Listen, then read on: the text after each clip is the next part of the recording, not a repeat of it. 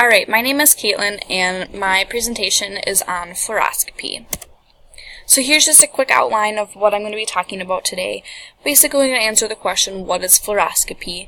And also talk about some important aspects of this imaging modality, such as brief history, how it works, certain examinations that are done using fluoroscopy, and shielding, which is important for workers or technologists using this modality. And there will also be examples throughout the examination slides, so I'll kind of talk about those images as well. So what is fluoroscopy? Fluoroscopy is real-time images of internal structures or organs throughout the body. It's basically what I like to think of an X-ray movie. How your body works, how your body moves, basically your insides, how do they work. And it usually uses a contrast media in order to highlight certain anatomy, and we'll kind of talk about that a little bit later under examinations, but the most common contrast media is barium. And why did I choose fluoroscopy as my project topic? I personally have a fascination with the images produced by fluoroscopy. Ever since we talked about it in patient care for our term 1, I have been so intrigued by it. If you look at the pictures, it's just super cool what they look like. It's so real and realistic that it just sparked an interest in me, and I'm very excited to actually see fluoroscopy up close and personal. So a brief history on fluoroscopy. So in 1896, a year after Röntgen discovered X-rays, Thomas Edison produced the first commercially available fluoroscope, and the right-handed picture in the kind of sepia color is one of the first fluoroscopes. So basically, this was a tube with a fluorescent screen on one end, or the patient's end, and it had an opening for the eyes at the other end. So basically, you kind of stick these weird goggles and look down this tube, and voila, there's your image of fluoroscopy. It's not very practical, but it may do. And the fluoroscopy produces low levels of light, so early radiologists had to sit in dark rooms in order to adjust their eyes before they even looked at images. That way, they didn't put excess strain on their eyes. And then later on, they actually made red goggles for the radiologists to wear, so they didn't have to sit in these dark rooms before they even looked at images. And in the 1930s, they produced this shoe fluoroscopy, and the purpose of this was to basically fit people's feet to shoes. So the patient or the customer would climb up these stairs and stick their one foot into this hole, and then the people on top would look down at their feet. So it's basically just the kind of tube in the early fluoroscopy, but in a box. And I can see the point of it, but basically the consumer would get so much radiation that there's no way, why would you, I don't know, truly understand it. But, so that is no longer available to us, but that's kind of the early modern day commercial fascination with fluoroscopy. In the 1950s, they developed the image intensifier and TV camera. Basically, the image intensifier's main purpose is to amplify the light that's produced by the fluoroscopic screen. This way, the radiologist could actually sit in a regular lighted room rather than a dark room to view these images. And you can kind of see this diagram on the right-hand side. Basically, the X-rays come in, they interact with things within inside of this tube, and then out is produced light, which is amplified. And a TV camera was also developed in order for the radiologist to view the images produced by fluoroscopy in other rooms. So the radiologist didn't have to sit in the exam room while the exam was going on with radiation to see images. This is a great advancement because the radiologist wasn't exposed to excess radiation. He could sit in his well-lighted room and see these images. How it works. So digital fluoroscopy is today's imaging modality, you could say. The digital fluoroscopy actually works in two modes. There's a radiographic mode and then the fluoroscopic mode. So the units kind of seen on this left-hand picture, there's so this one has actually an over-table tube and that has an under-table image receptor. They can also have image receptors on top with the tube underneath. It kind of just depends on what model you have.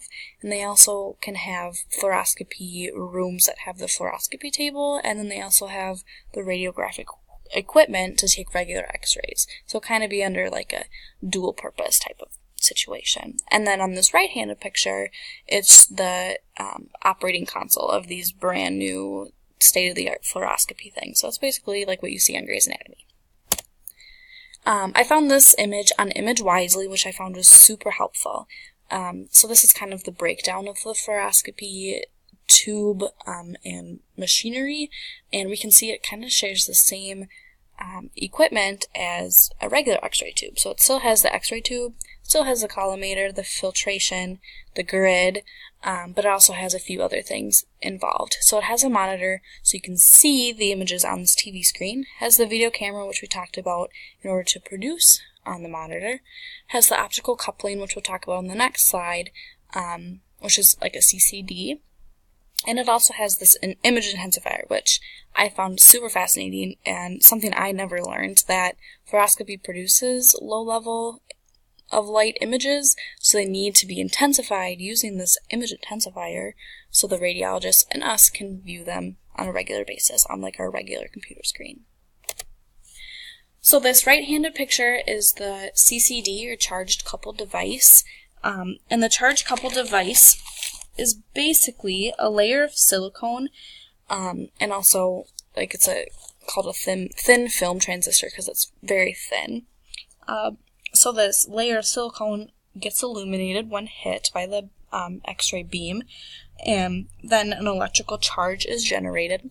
This electrical charge is then manipulated into the digital image. So you can kind of see the optical coupling is right before the video camera, so it's the last step before production.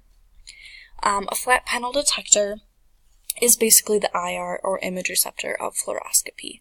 And some advantages towards using a flat panel detector is that it creates distortion-free images, which is always a plus, especially in fluoroscopy when you don't want distortion in order to diagnose a certain abnormality. And it also, the image quality that is produced by the fluoroscopy is constant due to this flat panel detector. And lastly, it also improves contrast resolution. So there's a lot of advantages to using this image receptor. And C-arm is basically the X-ray tube, but it's an intensified X-ray tube. So the C-arm is mostly used in, we can kind of see it in surgery. It's just this kind of big C of a tube. And what's cool about this tube is that it can rotate in any position to get the perfect image. So if the patient is in surgery, they can rotate the device rather than rotate the patient to get the correct image. And image display in fluoroscopy, basically fluoroscopy requires high quality video display to be in order to see the images that are produced. So the modern day advances are to use a high resolution LCD, or basically a big fancy TV that also has high contrast ratios. And now we'll get into exams. So this first one is a barium exam, and it's basically done in order to see the upper and lower gastrointestinal or GI tract. And they use barium, and they can insert it via IV, so into a vein, or they can have the patient consume it by swallowing, so basically a barium drink, or they can insert barium via a barium enema within the rectum. And barium enemas are in order to find abnormalities such as ulcers, tumors, polyps of the colon, hernias, diverticulitis of the intestine, kind of all these certain things. And I find this super fascinating because you can see the ins and outs of your gut. You can, rather than on a regular x-ray, you can kind of just see when there's a bowel obstruction or there's free air. This you can kind of see how everything moves, if there truly is a bowel obstruction rather than a distortion. This is what your gut looks like, which I think is super fascinating. And cardiac catheterization is when a catheter is placed into your blood vessel and then threaded into your aorta. This is done to see how the pressures are within the heart, or within the pulmonary arteries. They can thread it into the pulmonary arteries instead. They can also collect blood samples to see how much oxygen is reaching the heart or in the heart, and they can also inject dye to see how the blood flow is. So this little movie, or GIF is what they call it, is threaded through the aorta into the heart, so you can kind of see, just to see how the movement of everything is. Arthrography is when a thin needle is injected or is put into a joint, and then dye is released into that joint, and then the patient is positioned into various positions to see how that joint is moving. It usually happens in the knees or shoulders, but also can be done in any joint such as hips or wrists. So this picture is kind of a shoulder joint, so you can see that white is the dye, and then they'll move that shoulder, that humerus, to see how that joint or that synovial fluid is moving. Intravenous pyelograms are to look at the bladder, or the urinary bladder, the ureters, and the kidneys. So the kidneys on this image are up on top, that kind of finger-like, and then the little tubes of the ureters, and that big white kind of blob at the bottom between the hips is the urinary bladder. So they basically inject dye into a vein and then watch how the dye moves down to the from the kidneys to the ureter to the bladder to see if there's any restriction or abnormalities. Other exams using fluoroscopy can be placement of IV catheters to ensure that there's correct placement and to make sure they're basically hidden right. And also locating foreign bodies within someone's internal structure, and also image-guided anesthetic injections. So if they need to inject a hormone into a joint, they can use fluoroscopy to see if they had it correctly. And lastly, shielding is important for technologists, and there's a lot of shielding protocols in place. So the first one is a lead tower drape shield. You can kind of see in front of this gentleman on the right. They kind of look like car wash fingers in my mind. This is to reduce scatter coming off of the device. There's also a Bucky slot shield, and the technology needs to make sure that the Bucky is in all the way in order for the shield to be used properly. The shield makes sure to reduce scatter. And personalized shielding is important. The technologist needs to wear a full lead apron, kind of like a dress as you see it on this man. And usually these full lead aprons have a thyroid shield, as you can see on this left technologist, the lady in the back.